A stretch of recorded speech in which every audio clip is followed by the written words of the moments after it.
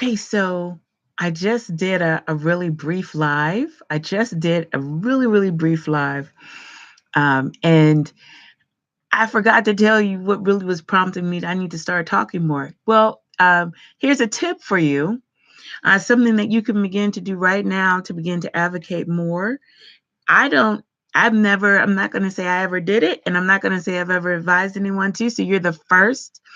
I asked a question. I was interviewing a mother of 10. She's also a very good friend of mine, and her children are our godchildren, my husband and I. So I asked her, I was asking her, I was interviewing her, and she told me that when she's had home births and also hospital births, but for her last hospital births, where she was going from the home back to the hospital, she said that she would talk to her OB. I think the first one was an OB, and the last two were CNMs, her midwives in the hospital.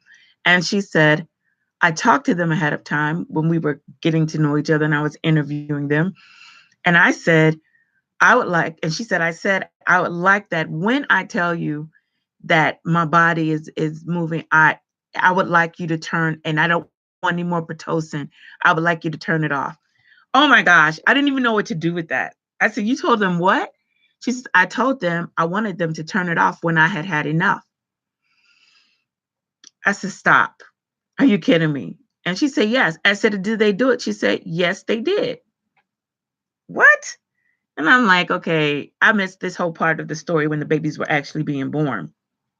But I decided to ask a question on my Facebook page. And so I asked the question, I said, hey, have any of you all ever, told your OB or midwife when you had enough Pitocin and they actually stopped it?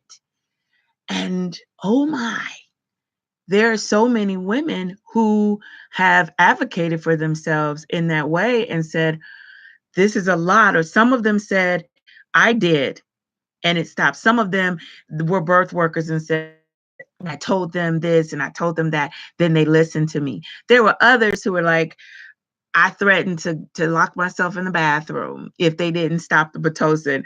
I threatened not many of them said that, oh, they willingly did it. Not very many said that, but I was overwhelmed by the responses of those who said, I told them it was enough. Or I told them that it was too much for me and I needed them to cut it down or turn it off. And I said, what? Someone said that they said no because then the chances of hemorrhaging were more later.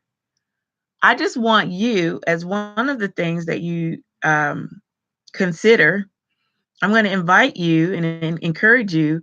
Why don't you go find out about that? Why don't you consider talking to your medical professional? If you're a birthing mom, ask them. For those that are saying, yes, I'll need to be induced. Have that conversation. Oh, wow, I felt it was really empowering, and I really wanted to share that. I can't believe I didn't say it the first time in the first video. But yeah, do that.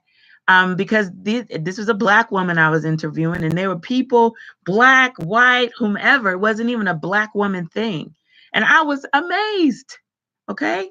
So yeah, check that out. Talk to your OB and see what what do they say when you say, well, when are you willing to turn the Pitocin off at a certain point?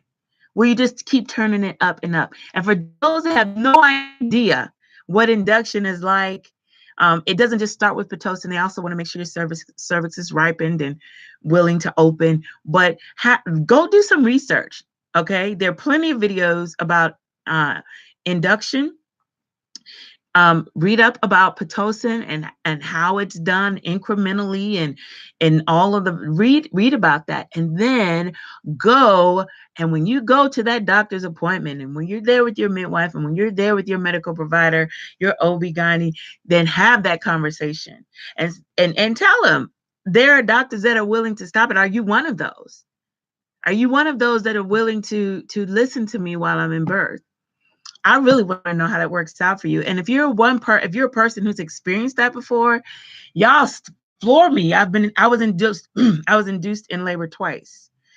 And never occurred to me that I could tell them That was enough. Never, never occurred to me. Okay. I just wanted to share that. That's really all. Let me know if that's something you've experienced, if you've been heard and listened to. If not, because there's some women that said they said it went too far, they couldn't stop it at that point. Tell me about your experiences, and also don't forget to subscribe and share it with somebody else. Okay. All right, you all. Till next time.